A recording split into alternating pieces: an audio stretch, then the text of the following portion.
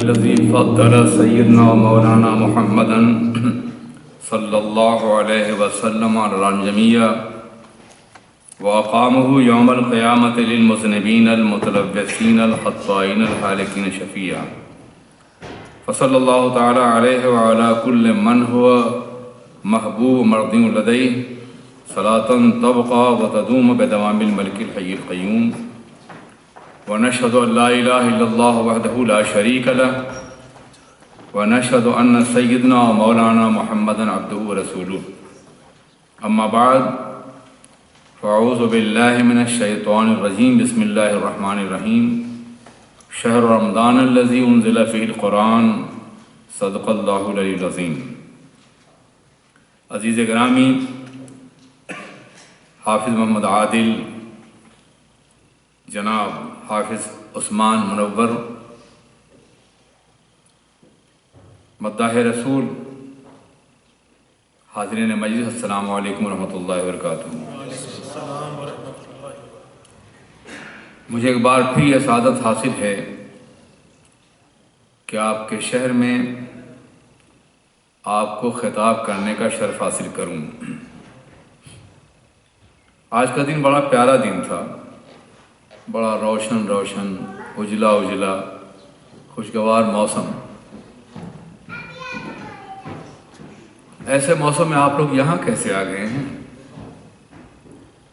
لوگ تو سی سائیڈ وغیرہ گئے ہوں گے تفریح کرنے کے لیے اپنے بچوں کے ساتھ. ایسے موسم کہاں میسر آتے ہیں؟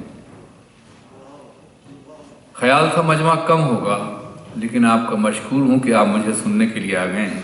بہت بہت شکریہ.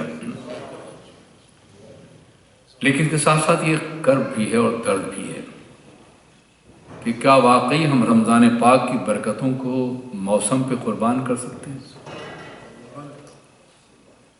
کیا موسم کے اجلاپن اور پھیلی ہوئی دھوپ پہ اس نور ازل کو قربان کر سکتے ہیں جو رمضان میں نازل ہوتا ہے؟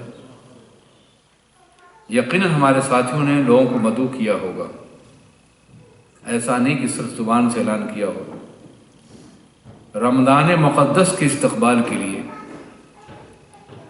شہر رمضان کے استقبال کے لیے، نزول قرآن کے استقبال کے لیے، لیلۃ القدر کے استقبال کے لیے، شہر رحمت کے استقبال کے لیے، شہر مغفرت کے استقبال کے لیے، شہر نجات کے استقبال کے لیے، شہر عزت کے اقبال کے لیے، شہر قدر کے اقبال کے لیے، استقبال کے لیے لوگوں کے دل میں شاید بہت کم گنجائش ہے. بہرکیف آپ تشریف لائے ہیں. خدا آپ کی حاضری کو ایسا قبول فرما لے کہ جب بھی رمضان پاک کا مقدس مہینہ آنے والا ہو تو آپ دل کی گہرائیوں سے اور ہوش و خرد کی تمام پہنائیوں سے حاضر ہونے کی کوشش کریں. پہلی یہ دعا ہے کہ پروردگار عالم ہمیں اور آپ کو اس طرح کے بہت سے ماہ مبارک عطا فرمائے. خدا کریے رمضان مبارک ہمارا آخری رمضان نہ ہو. کون جانتا ہے کہ زندگی کی برف پگھل رہی ہے اور ہم اس وقت تک موجود ہوں یا نہ ہوں جب دوبارہ جلوہ گر ہوئی ہے. حضرت رومی رحمۃ اللہ علیہ نے ایک واقعہ نقل کیا ہے کہ ایک شخص برف بیچ رہا تھا. آئس سر پہ برف کی سل لاتے ہوئے بازار میں چکر لگا رہا تھا. ارے لوگوں خریدو، پگھل رہی ہے، پگھل رہی ہے، میرا سرمایہ ضائع ہو رہا ہے. رومی کھڑے ہو گئے اور رونے لگے. کہا یہ شخص برف کے پگھلنے پہ اتنا بے قرار ہے، ہماری زندگی روزانہ پگھل رہی ہے اور ہمیں اس کا کوئی احساس نہیں. ایک روز یہ برف کی سل بھی ختم ہو جائے گی. میرے عزیز ساتھیوں، جیسا کہ بیرسٹر معین نے بتایا کہ رمضان پاک کا مہینہ وہ ہے جس کا تعارف خود اللہ نے کرایا اور جس کا استقبال سرور کائنات نے کیا ہے. ہم کیسے اللہ کے بندے ہیں کہ جس کا تعارف اللہ نے کرایا ہے اس سے بے خبر ہیں، جس کا اقبال سرور کائنات نے استقبال کیا ہے اس سے بے خبر ہیں. خدا را یہ روش ہم چھوڑ دیں. کبھی کبھی ہم یہ سوچتے ہیں کہ آج دنیا مسلمانوں پر یہ عذاب کیوں آیا ہوا ہے، یہ خون کیوں بہہ رہا ہے. شام کی زمین پر، انبیاء کی زمین پر، حلب کی سرزمین پر، اس مسجد کی زمین پر جہاں سے جناب عیسیٰ جلوگر ہونے والے ہیں۔ یہ خون کیوں بہ رہا ہے عراق کی سرزمین پر، غوث اعظم کی زمین پر، امام اعظم کی زمین پر، امام یوسف کی زمین پر، امام غزالی کی زمین پر، امام رازی کی زمین پر، جنید بغدادی کی زمین پر، سلمان فارسی کی زمین پر یہ آگ کیوں لگی ہوئی ہے؟ یہ برما کی زمین پہ یہ بے کسی کیوں ہے؟ آخر اللہ کی رحمت نے ہمیں کیوں چھوڑ دیا ہے؟ کیا ہم باقی اور رحمت الہی کے مستحق نہیں رہ گئے؟ جواب آپ کی حاضری ہے آج تو کسی بڑے حال میں کسی شہر میں کسی اس میں جگہ نہیں ملنی چاہیے تھی۔ رمضان پاک کے نام پہ بلایا گیا ہے، شہر رمضان کے نام پر، شہر اللہ کے نام پر، شہر رسول کے نام پر، شہر القرآن کے نام پر، لیلۃ القدر کے نام پر، اور پھر ہماری بے حسی کا یہ عالم ہے کہ وہی لوگ آئے ہیں جو مسجد سے تعلق رکھتے ہیں۔ میں چہرے دیکھ رہا ہوں، پہچان بھی رہا ہوں۔ بہرکیف اللہ کا شکر ہے کہ جب تک آپ آتے رہیں گے تب تک اللہ کی رحمت کی امید باقی رہے گی، اور جب آپ نے بھی آنا چھوڑ دیا تو پھر تباہی سے کوئی نہیں بچا سکتا۔ آپ اللہ تبارک و تعالی کی طرف سے ایک بہت چنے ہوئے افراد ہیں جنہوں نے ماہ رمضان کے استقبال کے لیے اپنا یہ وقت قبول کیا ہے، ڈیووٹ کیا ہے اور تشریف لائے ہیں۔ حضرات گرامی، نعت پاک پڑھی گئی، جناب عثمان منور صاحب نے، حافظ صاحب نے بڑی اچھی تقریر کی۔ کسی حد تک معین میاں نے بھی رمضان پاک کے حوالے سے اپنے محسوسات پیش کیے۔ اب میں حاضر ہو گیا ہوں، مجھے معلوم نہیں کتنی دیر آپ برداشت کر سکیں گے۔ بہت دیر سے بیٹھے ہیں، 7 بجے سے، اس سے پہلے 6 بجے سے۔ کبھی کبھی ایسا ہوتا ہے کہ ہم یہ تو شکایت کرتے ہیں کہ آپ آئے کیوں نہیں ہیں، لیکن یہ نہیں دیکھتے کہ ہم نے لوگوں پہ کتنا ظلم کیا ہے کہ 3 گھنٹے اور 2.5 گھنٹے سے زیادہ برداشت کی قوت نہیں ہوتی، ہم 8 گھنٹے بٹا لے رہتے ہیں لوگوں کو۔ آئندہ خیال رکھیے گا۔ بلا شبہ نعت پاک بھی اہم ہے، ذکر رسول بھی اہم ہے، ہر ایک کی خواہشات کی تکمیل بھی ضروری ہے، مگر بندوں کے ٹائم کا خیال رکھنا بھی ضروری ہے تاکہ آئندہ وہ آتے ہوئے یہ محسوس نہ کریں کہ بہت لمبے وقت تک بیٹھنا پڑے گا۔ بہرکیف میں اپنے مضمون کے حوالے سے کچھ باتیں عرض کرنا چاہوں گا۔ ماہ رمضان وہ ہے جس کا تعارف خود اللہ نے کرایا ہے۔ اللہ فرماتا ہے شہر رمضان الذی انزل فیہ القرآن، رمضان کا مہینہ وہ ہے جب یہ اسلوب اختیار کیا جاتا ہے، اللہ وہ ہے، قرآن وہ ہے، رسول وہ ہیں، تو اس اسلوب میں عظمت کا اظہار ہوتا ہے۔ اللہ اس مقدس مہینے کی عظمت کا اظہار، رمضان وہ ہے، رمضان پاک کا مہینہ، شہر رمضان وہ ہے جس میں قرآن نازل ہوا۔ قرآن کے نزول کے ذریعے سے اللہ اس ماہ مبارک کا تعارف کرا رہا ہے۔ قرآن اس کائنات میں اللہ کا سب سے بڑا انعام ہے۔ وہ عظیم کتاب ہے جو قیامت تک نظام زندگی اور آئین حیات ہے۔ وہ عظیم معجزہ ہے جس کی ہر آیت اپنے طور پہ معجزہ ہے۔ معجزہ کہتے ہیں آیت کو، اور آیت کہتے ہیں قرآن پاک کے کمپلیٹ جملے کو۔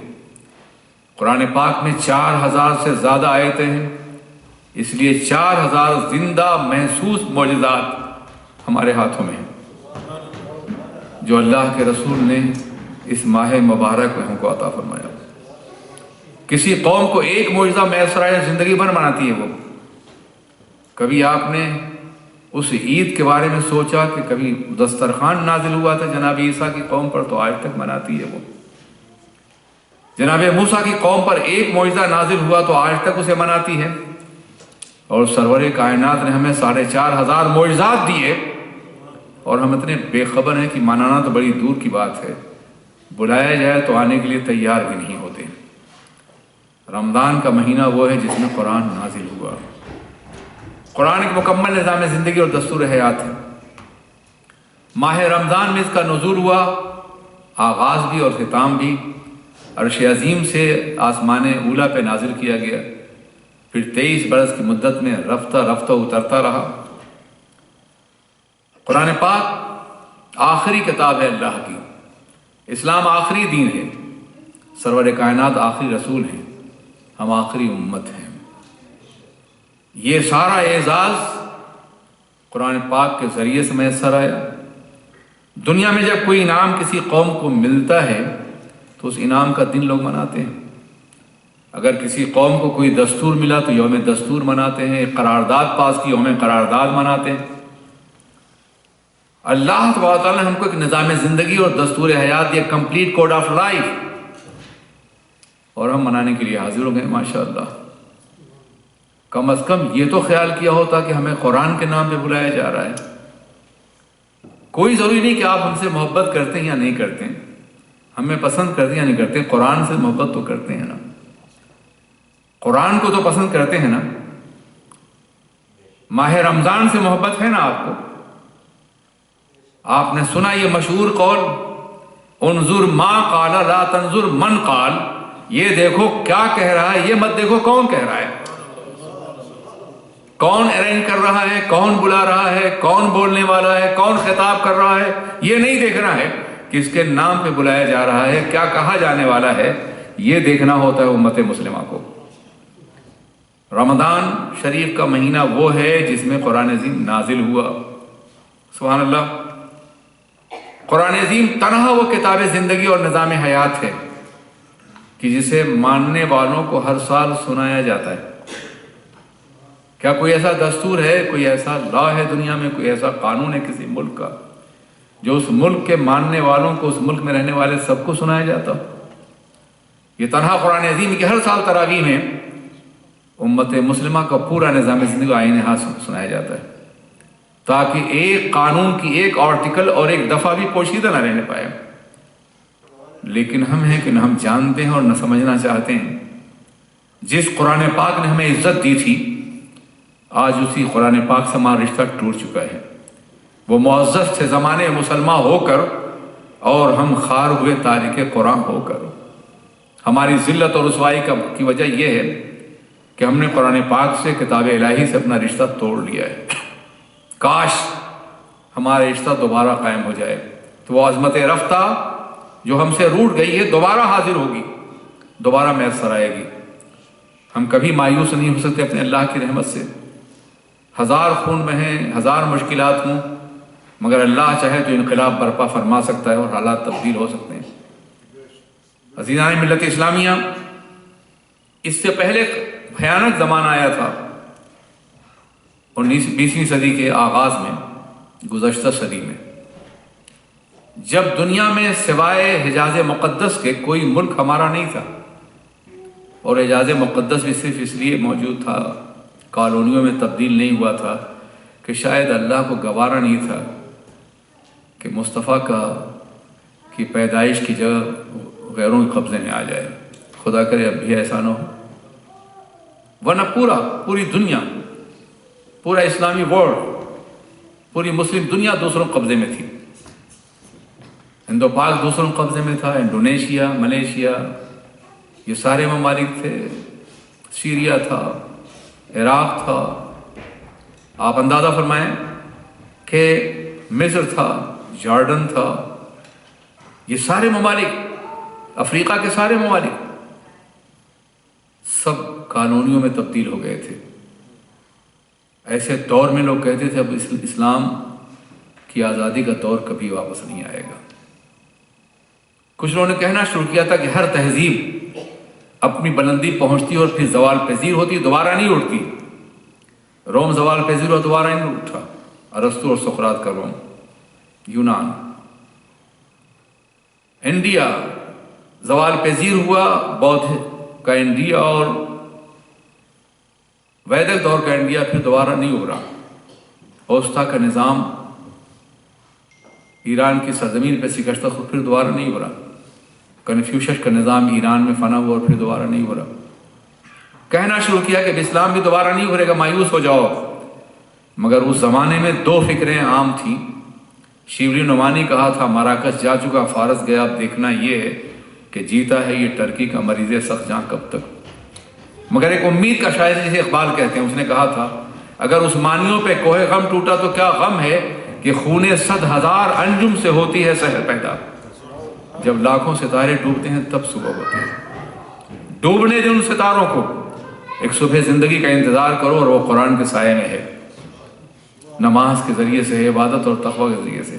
جب سارے وسائل بے بس ہو جائیں، جب سارے ذرائع ختم ہو جائیں، جب ساری امیدیں ٹوٹ جائیں، جب طوفان ہماری کشتی کو ڈبو دینے تیار ہو، تو ایک سجدہ ہمیں نجات دے سکتا ہے۔ وہ ایک سجدہ جسے تو گراں سمجھتا ہے، 1000 سجدوں سے دیتا ہے آدمی کو نجات۔ وہ سجدہ روح زمین جس سے کام جاتی تھی، اسی کو آج ترستے ہیں منبر و محراب۔ وہ سجدہ، اخلاص کا سجدہ، بندگی کا سجدہ۔ رمضان پاک کا مہینہ، یہ شہر رمضان، یہ اس لیے جلوہ گر ہوتا ہے کہ پورے سال میں نفس کی کثافت اور گندگی دھو دیا جائے اور اللہ کی طرف بندوں کو مائل کیا جائے۔ اس ماہ مبارک میں قرآن عظیم نازل ہوا۔ آقائے دو جہاں خود بھی پورا قرآن عظیم سناتے تھے اور جناب جبریل بھی سناتے تھے۔ کیا حسین ہے یہ سننا سنانا کہ سید الملائکہ بھی پڑھ رہے ہیں اور سید الرسول بھی پڑھ رہے ہیں۔ ایک سامع ہے اور ایک سنانے والا ہے، دونوں ایک دوسرے سے مذاکرہ کر رہے ہیں قرآن عظیم کا۔ وہ مبارک لوگ جو اس ماہ مبارک میں قرآن عظیم پڑھتے ہیں، یقین مان لیجئے وہ جناب سرور کائنات کی سنت اور سید الملائکہ جناب جبریل کی سنت ادا کر رہے ہیں۔ کیا آپ اس کے لیے تیار ہیں؟ اتنے ہی لوگ کافی ہیں میرے لیے۔ اگر آپ اتنے ہی لوگ تیار ہو جائیں کہ رمضان پاک کا احترام ہم کریں گے، ماہ رمضان کا، تو میرے لیے کافی ہے۔ میرا آنا بھی، آپ کا تشریف آوران بھی، اور منتظمین کا، نور الحرم کے لوگوں کا آپ کو جمع کرنا بھی بہت کامیاب ہوگا۔ لیکن اگر آپ سن کے چلے گئے اور آپ پہ قلب کا کوئی اثر نہیں ہوا اس کا قلب پہ، تو رمضان پاک ہے اور گزر گیا۔ یہ تو ان تنظیموں کا احسان ہے کہ آپ کو یاد دلاتے رہتے ہیں کہ یہ ربیع النور ہے، یہ ماہ رمضان ہے، یہ شعبان مقدس ہے، یہ معراج النبی کی مقدس ساعتیں ہیں۔ یہ تاریخیں یاد کرائی جاتی ہیں آپ کو، تاکہ آپ اپنی تاریخ کو نہ بھولیں۔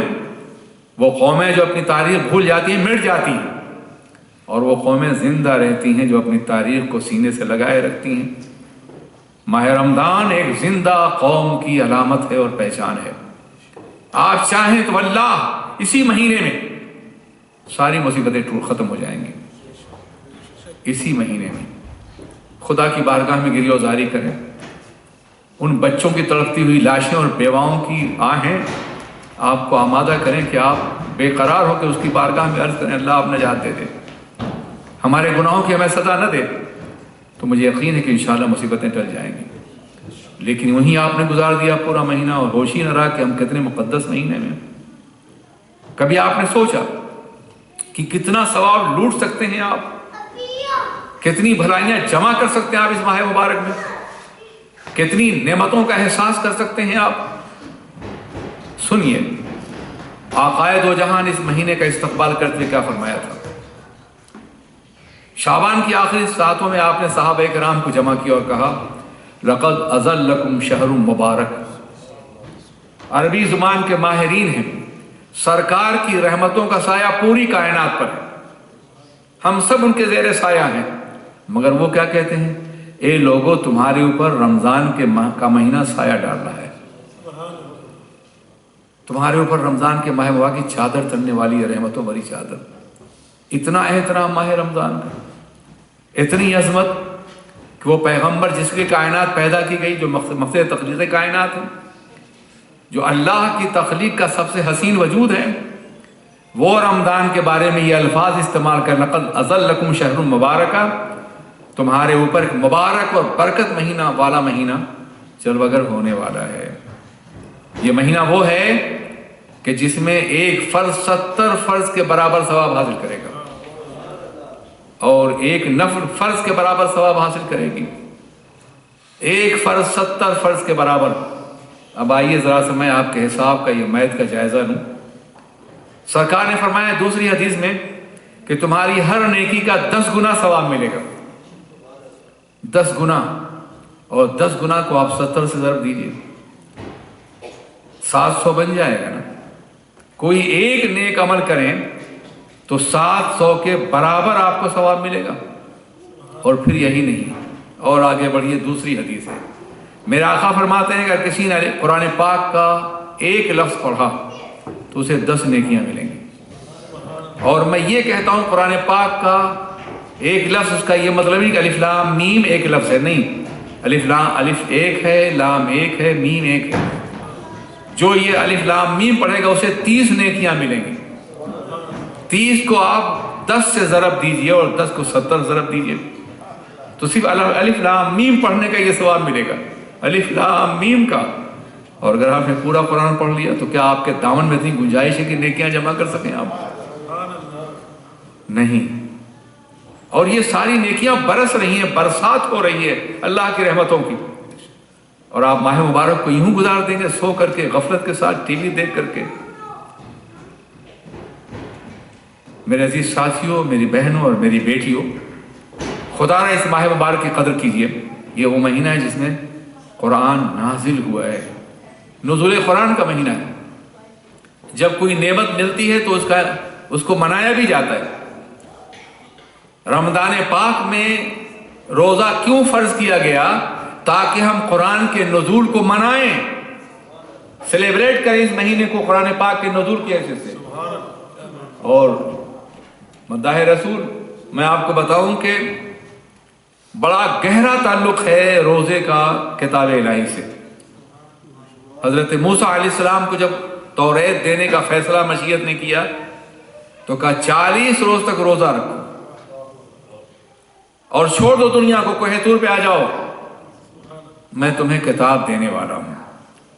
پتا چلا اللہ کے مقدس پیغمبر کو جب کتاب دینی ہوئی تو 40 روزے رکھوائے گئے تاکہ ان کا سینہ کتاب اٹھانے کے قابل ہو سکے۔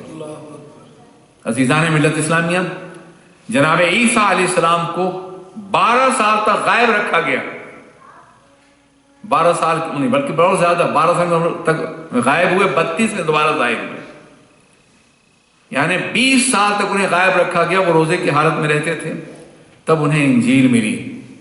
انجیل بھی منسوخ گئی، توریت بھی، مگر جو قرآن قیامت تک باقی رہنے والا ہے اس کو حاصل کرنے کے لیے سرکار روزے کی حالت میں غار حرا میں تنہا رہا کرتے تھے۔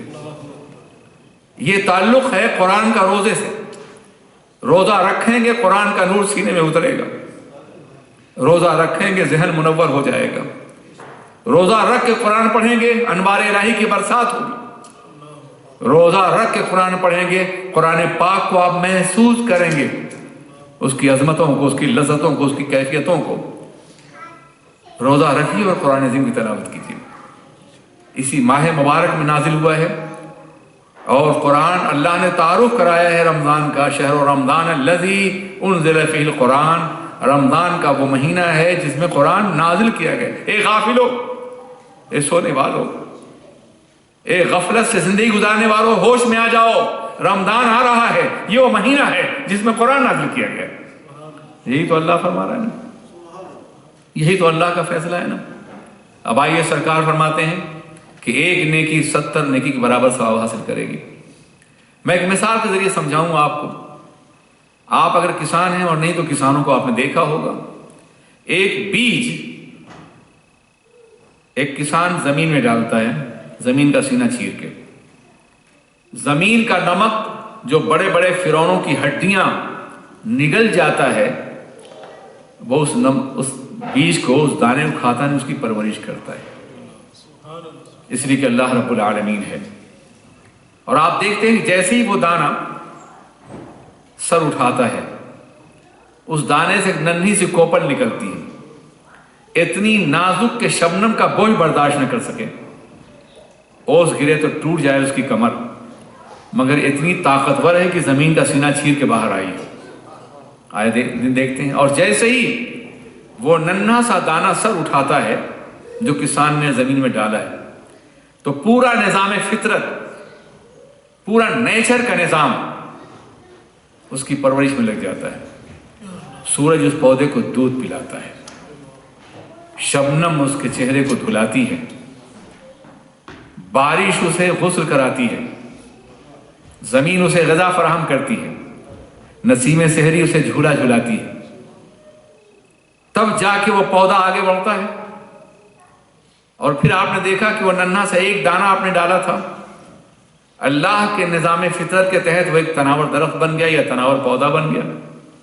दरख्त है तो हर शाख पे हजारों दाने, वही दाना जो जमीन में था। पौधा है तो कुरान ने कहा कम से कम 7 बालियां हैं, हर बाली में 100 दाने। एक दाना आपने डाला था, 700 दाना आपको मशीयत दे रही है। एक नेकी करेंगे 700 नेकी वो अता फरमाएगा। $1 खर्च करें कम से कम 700 मिलेगा और 7000 मिलेगा इस माह मुबारक में। इसलिए कि महीना अल्लाह के रसूल ने फरमाया हो शहरुस सब्र वल मवासात, ये सब्र और हमदर्दी का महीना है, खर्च करने का महीना है। ये महीना सब्र और हमदर्दी का महीना है ये। और फिर फरमाया अस्सब्र सवाबुल जन्नह, सब्र का बदला जन्नत है।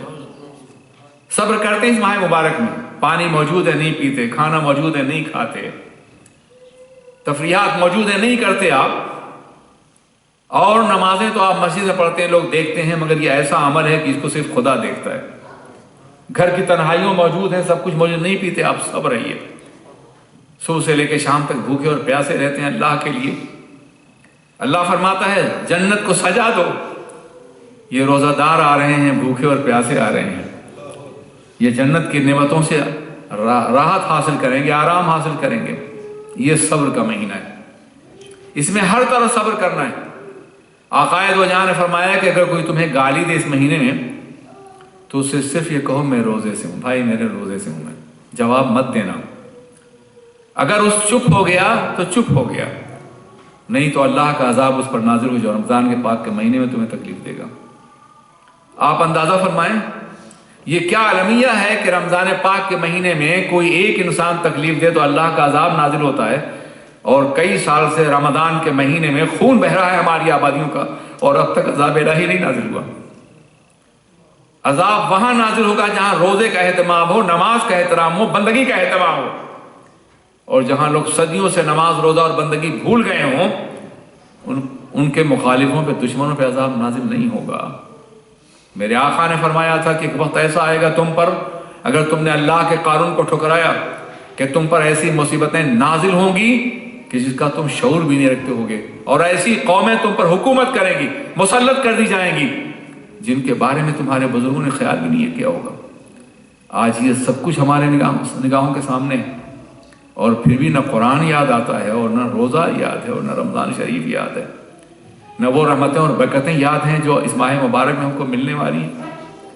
अल्लाह के रसूल ताजदार दो आलम ने फरमाया कि वो महीना है जिसमें एक रात 1000 महीनों की रातों से बढ़ करके, ये भी उनके खुतबे में यहाँ पर है, एक रात 1000 महीनों के रातों से बढ़ करके है। जानते हैं क्यों आका ने फरमाया? इसलिए फरमाया कि एक सहाबी थे, हम भी रेस करते हैं, उसके पास दौलत है, हमारे पास भी हो, उसके पास मकान है, हमारे पास उससे बड़ा हो जाए, रेस तो है ना, पूरी जिंदगी रेस की नजर आ जाते, कब्र में चले जाते, रेस जारी रहती है। सहाबा भी रेस करते थे नेकियों में। सहाबा किराम ने अल्लाह के रसूल से कि या रसूलल्लाह, पुराने ज़माने में हज़रत मूसा के दौर में एक साहब थे जिनको अल्लाह ने 90 साल की उम्र अता फरमाई थी। 80 साल वो दिन में इबादत करते रहे, रात में, और दिन में जिहाद करते रहे। या रसूलल्लाह, हमारी उम्रें इतनी तो नहीं होती, हम उनके बराबर सवाब कैसे हासिल करेंगे? तो कुरान पाक की सूरतुल क़द्र नाज़िल हुई।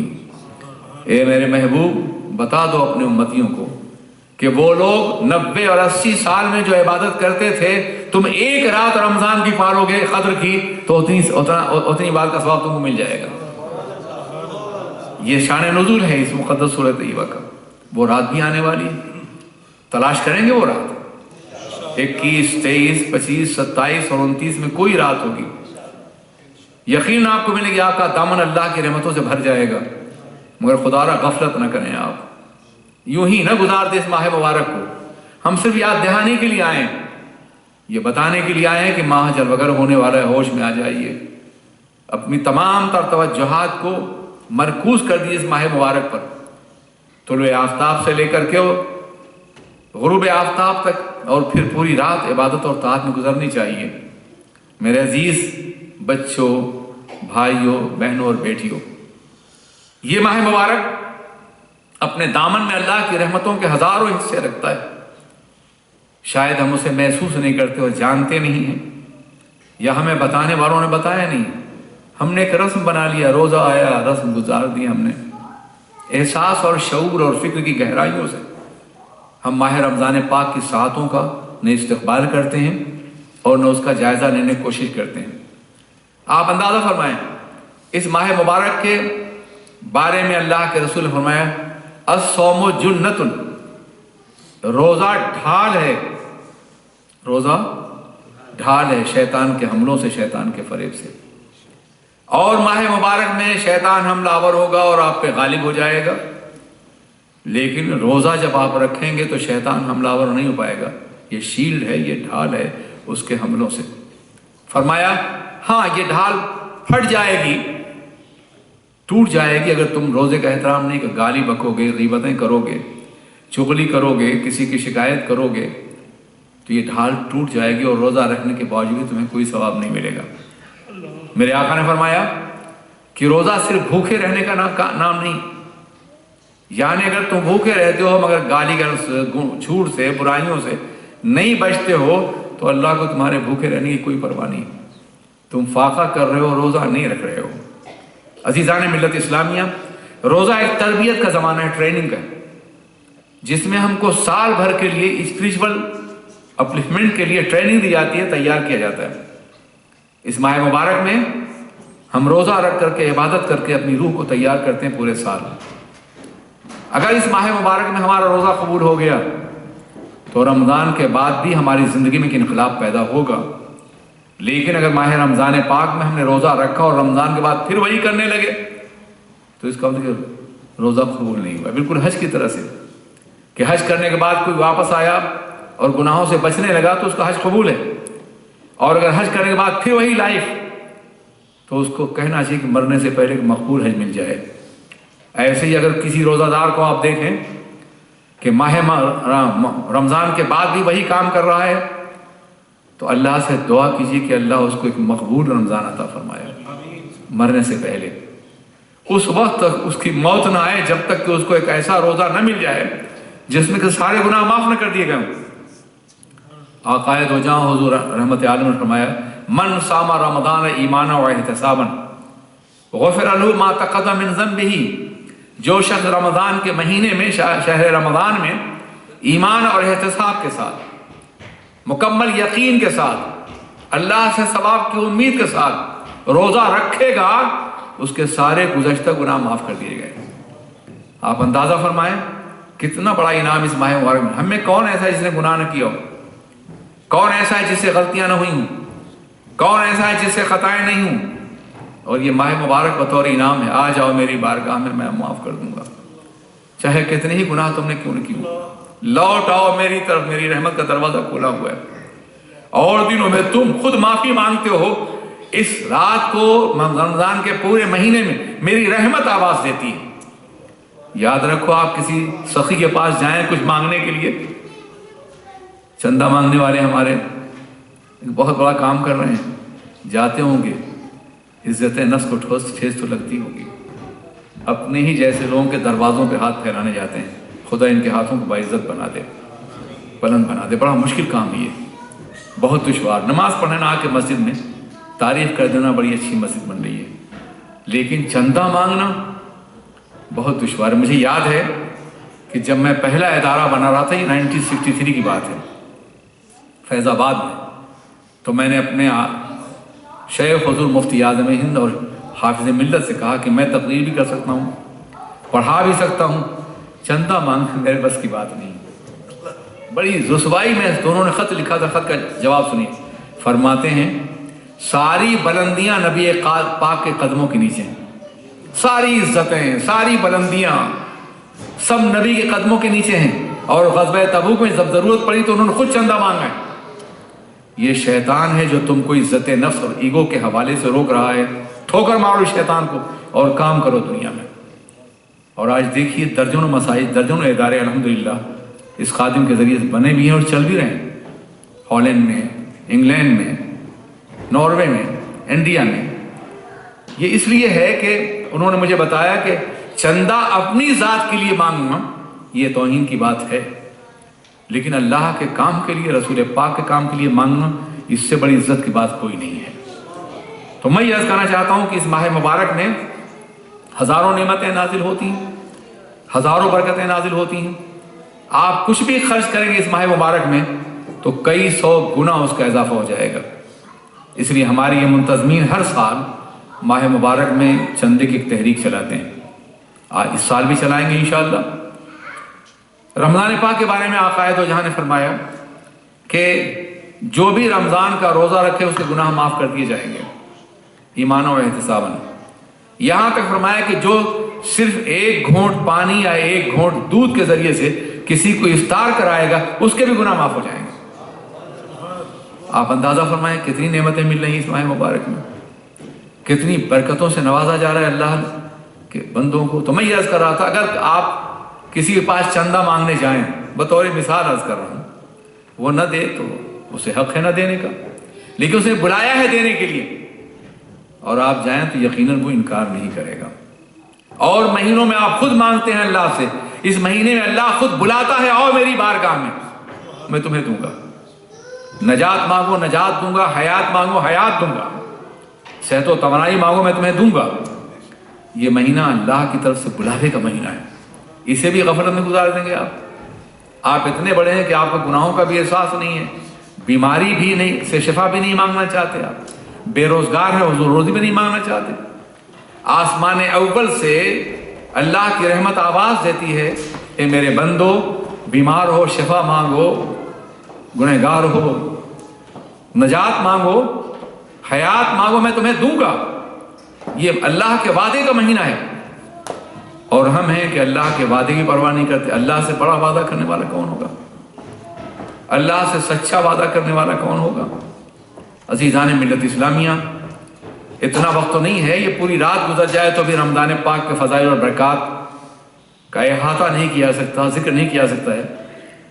میں آپ کے لیے بھی اپنے لیے بھی دعا کرتا ہوں کہ پروردگار عالم ہمیں اور آپ کو رمضان کی خیرات میں سے کچھ عطا کر دے، اس سال ہمارے دامن کو خالی نہ رکھے۔ آپ تو ماشاءاللہ آپ کی عمریں ہیں، میں جیسے جیسے اپنے عمر ذوق کی طرف بڑھ رہا ہوں آنسوؤں سے بھیک مانگتا ہوں اپنے اللہ سے، پتہ نہیں اگلا رمضان مجھے ملے یا نہیں ملے، پتہ نہیں اگلی زندگی مجھے میسر آئے یا نہ آئے۔ اسی دعا یہ اللہ اگر یہ رمضان پاک ہم سب کا آخری رمضان ہو تو اسے ضرور قبول کر لینا، ہمارے گناہوں کو معاف کر دینا، اور اگر ہم آئندہ بھی زندہ رہیں تو مرنے سے پہلے کہ رمضان ایسا میسر آئے، ایک ماہ مبارک کہ جب ہمارے سارے گناہ معاف ہو گئے۔ حضرت رومی رحمۃ اللہ علیہ فرماتے ہیں کہ تم دنیا میں رہتے ہو، جب تمہاری روحیں پرواز کریں اوپر تو تمہاری روحوں پر گناہوں کی گندگی نہ ہو۔ مثال دیتے ہیں، تم نے مرغابی کو دیکھا ہوگا، یہ پرندہ ہے جو دریاؤں میں ڈوبتا ہے، نکلتا ہے، تیرتا ہے، ابھرتا ہے، لیکن جب یہ اوپر پرواز کرتا ہے تو اس کے دامن پہ، اس کے پروں پر ایک قطرہ پانی نہیں ہوتا۔ تمہاری روح جب پرواز کرے اوپر تو ایک قطرہ بھی گناہوں کا دھبا نہ ہو، اور یہ اسی وقت ہوگا جب رمضان پاک کی ساعتوں سے، مبارک ساعتوں سے اپنے دامن گناہ کو ہم دھل لیں، ہماری روح کے دامن پہ کوئی گندگی نہ رہ جائے، تاکہ فرشتے استقبال کریں اور جہنم کے فرشتے ہم سے دور ہو جائیں۔ آپ نے بارہا یہ حدیث سنی ہوگی علماء سے، محسوس بھی کیا کیجئے، حدیث صرف سننے کی بات نہیں ہے، فیل کرنے کی بات ہے۔ آقا دو جہاں نے فرمایا کہ رمضان پاک کے مہینے میں جہنم کے دروازے بند کر دیے جاتے ہیں اور جنت کے دروازے کھول دیے جاتے ہیں۔ کیا مفہوم ہے اس کا؟ میرے عزیز، شیطان مقید کر دیا جاتا ہے، زنجیر پہنا دی جاتی ہے۔ آپ نے ڈرائیونگ تو سیکھی ہوگی نا، جب انسٹرکٹر آپ کو ڈرائیونگ سکھا رہا ہوتا ہے تو اس کا ہاتھ، اس کا پیر جو ہے یقینی طور پر بریک پہ ہوتا ہے تاکہ آپ ایکسیڈنٹ نہ کر دیں، لیکن جب اسے یقین ہوتا ہے کہ آپ نے بہترین چلانا شروع کر دیا ہے تو پھر وہ آپ کو پاس کر دیتا ہے، بریک سے اپنا پیر اٹھا لیتا ہے، کلچ اور بریک سے اٹھا لیتا ہے نا، آپ پاس ہو گئے۔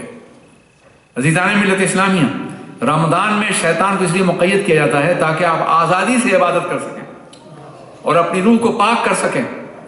اب اگر ماہ رمضان میں آپ کامیاب ہو گئے تو پوری زندگی شیطان آپ کو فریب نہیں دے سکے گا، ایکسیڈنٹ نہیں کریں گے آپ، دھوکہ نہیں دیں گے آپ۔ لیکن اگر رمضان پاک میں ناکام ہو گئے تو پھر ایکسیڈنٹ ضرور کریں گے، پھر گناہ ضرور ہوگا آپ کی زندگی میں۔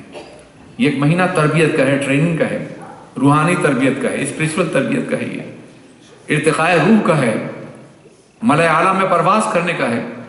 اس مہینے میں روح بلندیاں حاصل کرتی ہے، دل سکون حاصل کرتا ہے ذکر الہی سے۔ اس لیے اس ماہ مبارک کے ایک ایک لمحے کو انتہائی اہمیت اور انتہائی ذمہ داری کے ساتھ منائیں۔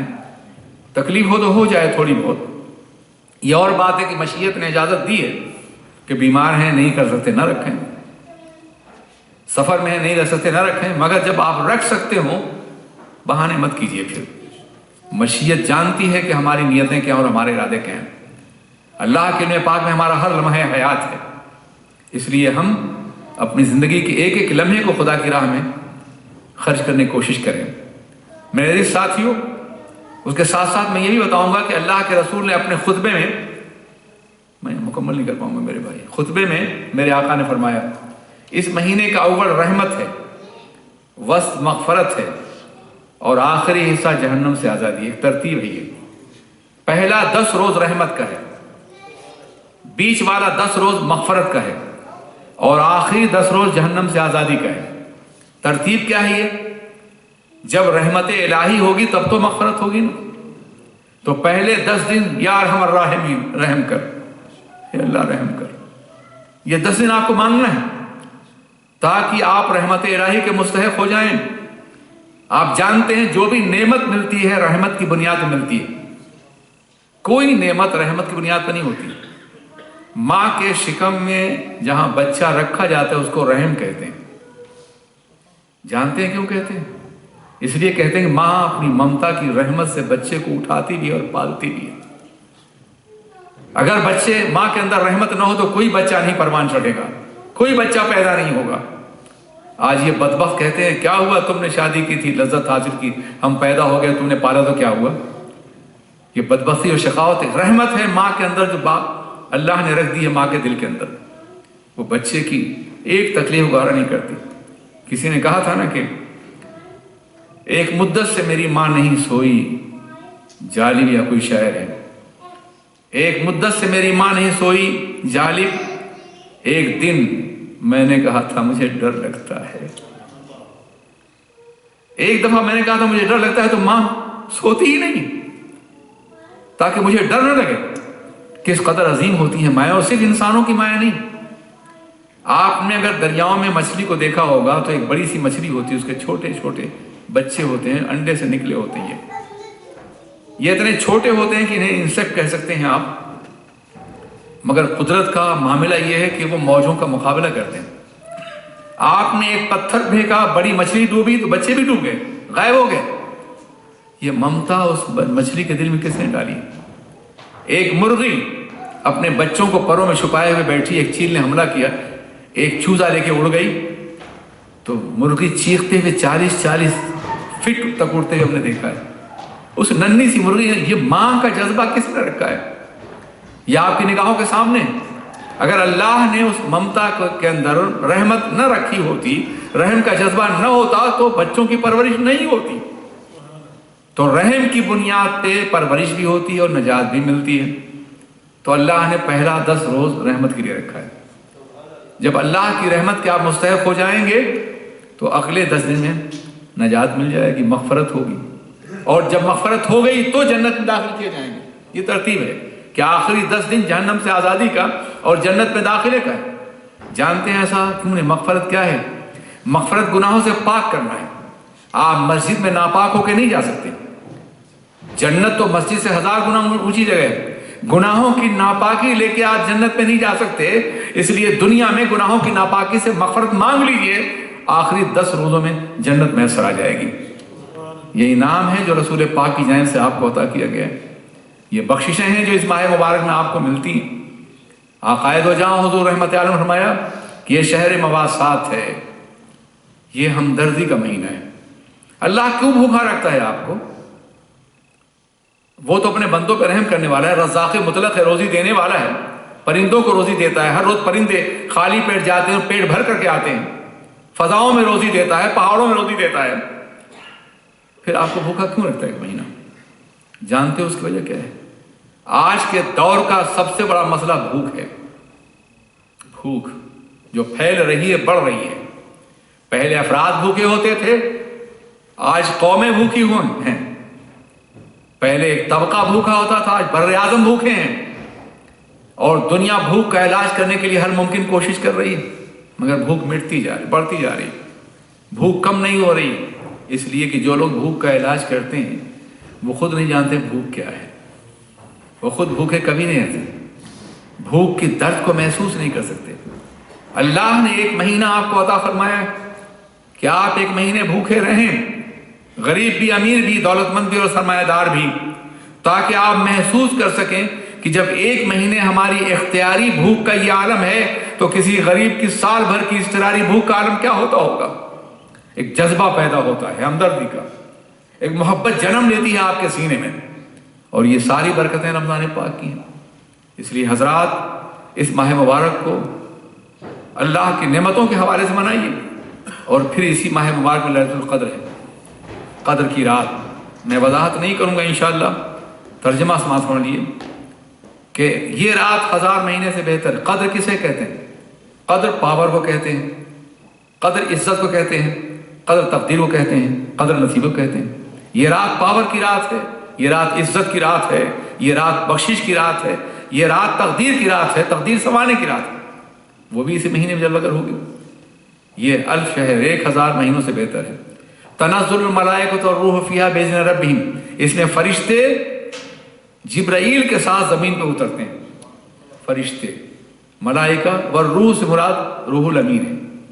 ملائکہ کہے کہ روح الامین اس لیے کہا گیا تاکہ حضرت جبریل کی عظمت بتائی جا سکے کہ جبریل کی قیادت میں جبریل کے ساتھ فرشتے اترتے ہیں اور اللہ کے لیے بندوں کے لیے دعا کرتے ہیں حتیٰ مطلع الفجر، یہاں تک کہ صبح طلوع ہو جاتی ہے۔ حضرات یہ رات بھی آئے گی، آئیے ہم دعا کریں گے پروردگار عالم یہ رات ہم کو عطا فرمائے۔